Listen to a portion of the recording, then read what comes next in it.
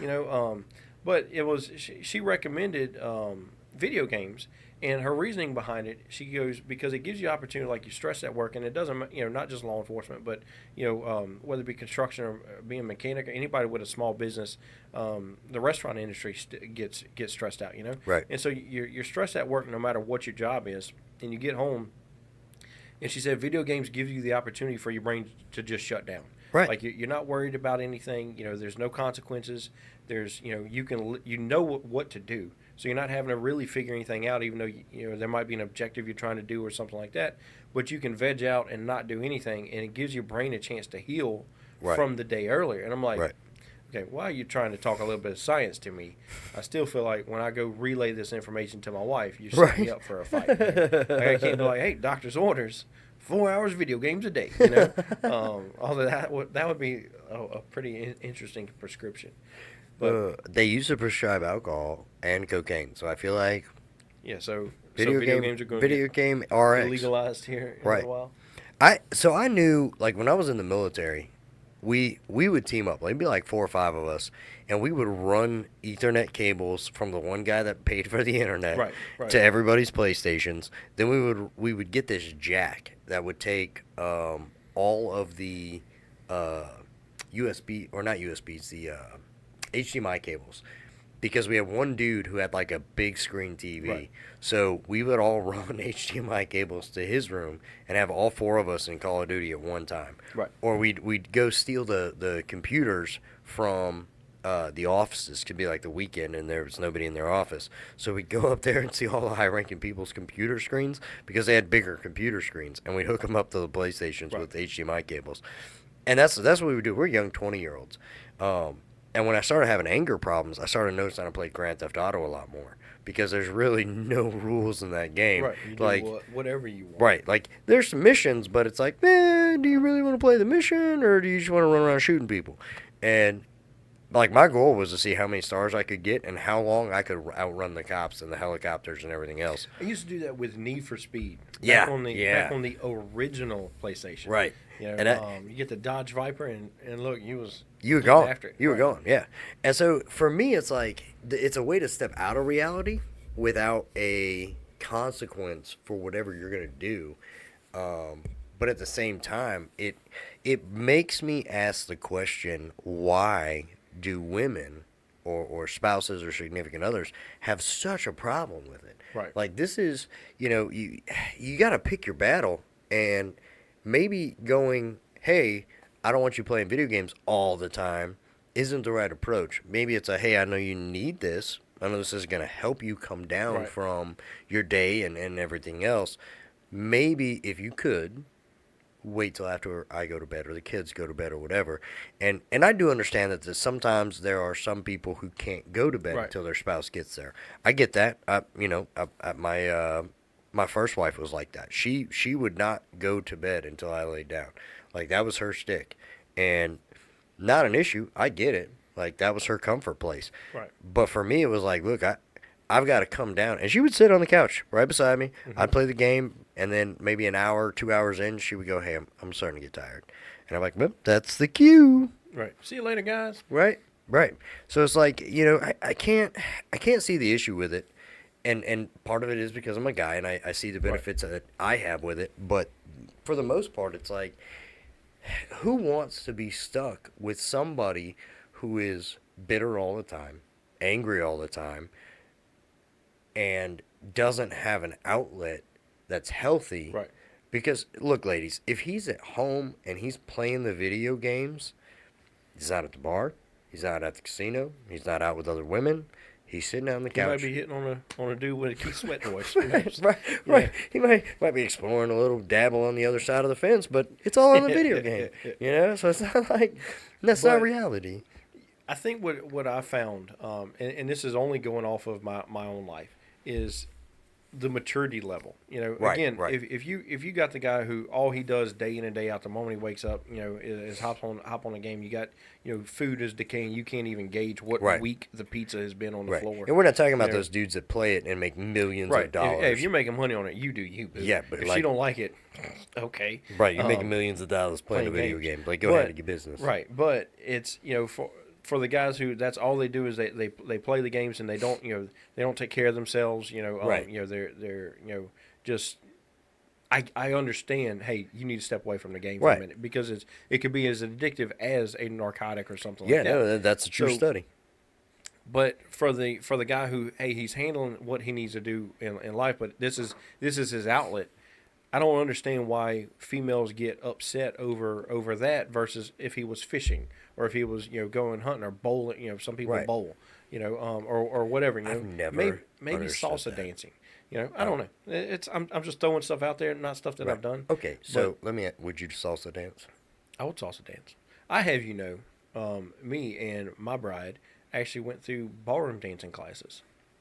I want you to know that I've been out with you on numerous occasions. Well, the issue is I've got the rhythm of a 4x4 in a hurricane.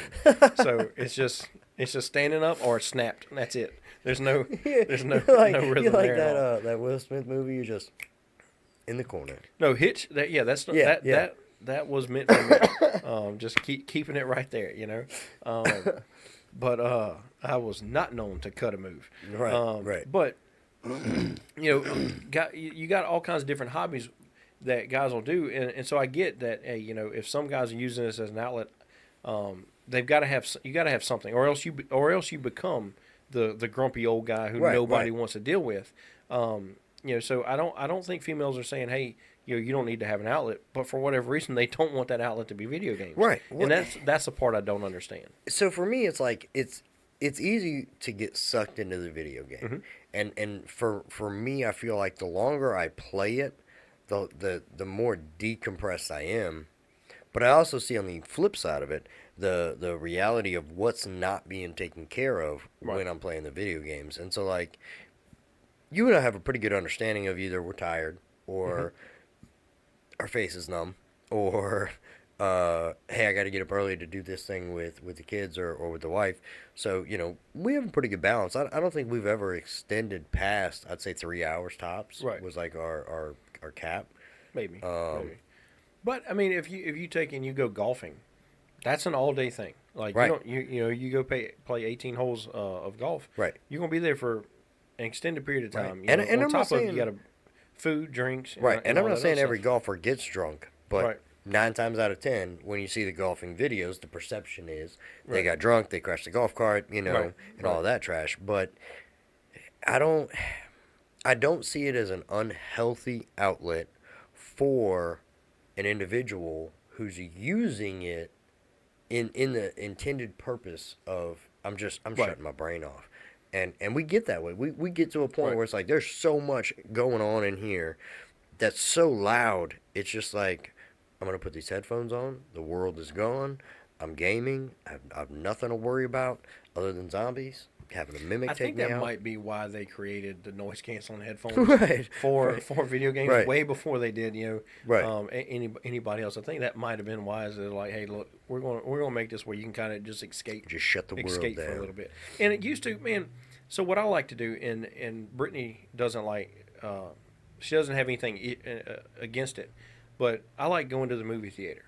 Right. I love going there, having a big screen, getting I enjoyed popcorn, the bro dates. Right, a popcorn, some drink, and just sitting there chilling out, and being able to lose myself in the movies. Right. I just thought about us watching Napoleon. That being said, what I cannot stand, and that's why I don't go to the movie theater as much as I like to, is one, it's expensive, but I cannot stand when because there'll be a movie that I'm looking forward to, right? And I'll look forward to it for the year that they advertise it, and it finally gets around where, hey, I've got an off day, I'm gonna go watch the movie, and it never fails. There will be somebody in the seat behind me who does not know how to be quiet. Right. They're sitting there and they're not talking about the movie. They're talking about whatever. I'm like, if you pay too much money to come here and ruin this.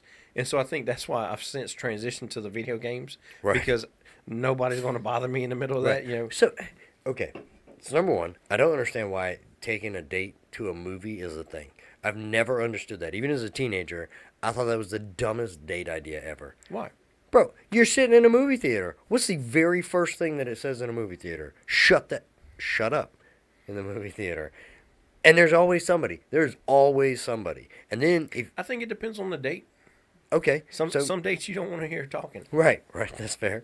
But like Unless we've it's Keith Sweat. right. That dude did have a nice voice last night. I hope somehow magically he finds this podcast and is like, Hey, that was me. God.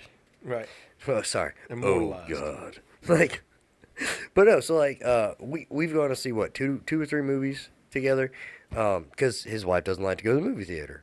I can understand why. She asks a lot of questions, so I could see why she would find that not to be her place. Right. So in exchange, Mike and I go to the movies together. I still think it was weird the first time, but everything after that was okay. But we also do Italian because his wife doesn't like Italian. So I love Italian. Mike loves Italian.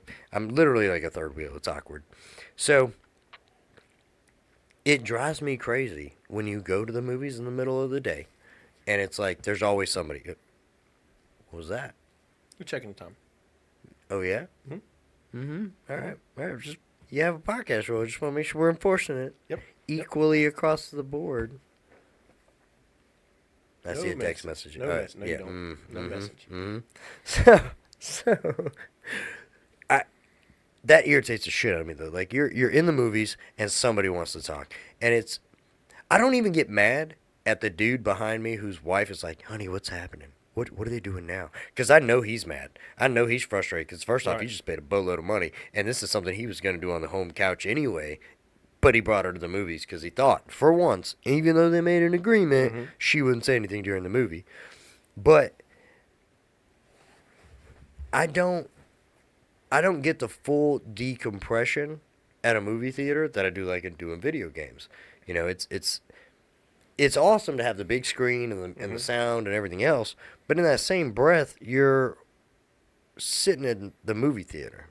When I watch movies at home, I'm usually in my boxers in bed, watching a movie from bed, where I'm the most comfortable, where the only one that's going to talk is me, because I don't have anybody beside me. Right. You know, so I enjoy the movies, especially when it's like, you know, going to catch a movie with you, because we watched the Napoleon, which still makes me laugh to this day. Didn't we watch the documentary film thing too? What? I'm positive we did. It was about the end of the world, where the reporters were trying to get from New York to. No, we did. We definitely. I don't think so. I'm positive we did. Yeah, I hope you edit this out because this is definitely not great content. No, this is. No, I don't. Thanks. I don't remember. I don't think so. Definitely we did, because I know that the sniper is getting shot at from the house, and that was okay. So that was Civil War. That's what it was. wasn't a documentary. So we watched it at the movie theater. Yeah. So I was right. Yeah. You described it wrong. Okay, whatever. Anyway, those were decent movies, but it wasn't like when we're at playing video games at night. Because I promise you, I'm sitting in my boxers playing video games. We link up, we go in, you know, do our thing, and it's when it's over with, I'm like, I'm just gonna go to bed, sleep. Right. take a nap, be done with it. But I don't carry a weight. I don't have to, you know, deal with the day-to-day stuff. And so, well, what I notice is, so like right now, because I listen to my wife, we bought a house at 70 years old, you know, and saw it go in a different direction. But go ahead. So we buy a house at 70 years old, and that has transitioned into we've had to redo everything possibly imaginable inside the house, whether it's electrical, flooring, studs, insulation, all that has been replaced or being replaced, and we're doing a lot of the work ourselves, and by a lot I mean all of it, and so there's always you look around. You said we're doing the work ourselves or myself. Yes. So we take and we're, you know, everywhere you look, there's something else. It's just not finished yet. You know, right. Like right. It's livable. Don't get me wrong, but it's definitely not. You know, it's not done yet. Right. And so, what I find is, as I'm walking throughout the house, you just start getting angry, and it's I'm not angry at her. She's not angry at me, but you just get overwhelmed with the tools everywhere and building supplies, and you're stepping around this and stepping around that, and you really want to just be able to chill out because this is your house, but you can't because you're so tightly wound that, you know, everything is just you're at your limit with it, you know, and what I find is when I sit down and I'm looking around, I've got all this stuff going on,